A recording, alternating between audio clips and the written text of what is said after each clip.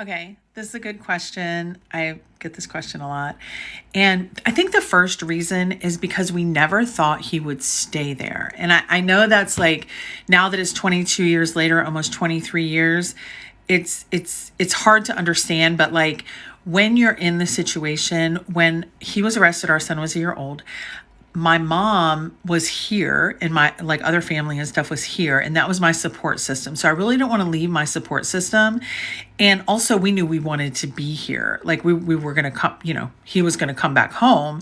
So it was never an idea of like go up there, go move up there. Like we have talked about it, but it just never made sense because we always had this thing of like, he's coming home. So like every appeal is like, this is the one. Or, like during the trial, we never thought he would get convicted. When he gets convicted, we get to do the appeal. We think, okay, they have to appeal it or they have to give it to us. And then the next one, oh, it has to work. And then we go to the feds, it has to work.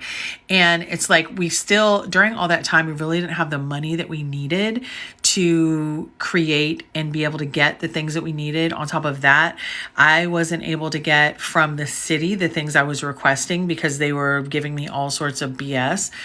So so the biggest reason is because we kept thinking this is it. So above and beyond that, when you look at, again, the support systems, but also if I was to move up there, they don't always keep them. Like somebody asked something, or people ask me like, can you ask him to move closer to you? Even if I lived in the same state, they are not going to let him move closer to me. It's not going to happen. They don't care. They're going to send him wherever they want to send him, which is where he's at now. He's somewhere where if I was to move up there in almost any part of the state, I would have to drive 4 to 6 hours or 7 hours to see him. That would be rough. You know what I mean? So, and then I built a career here, and part of my career is one of the businesses that I run is very geographical. I'm a real estate agent, so I need to be here to do my business. So that's the other reason is that, I could go up to Michigan and like easily probably fall in and do real estate with one of the many people I know up there. But yeah, that's why, because we just kept thinking like the next thing is it.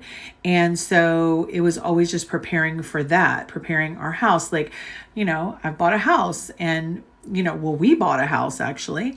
And so, all of that is the reasons why I've never gone up there.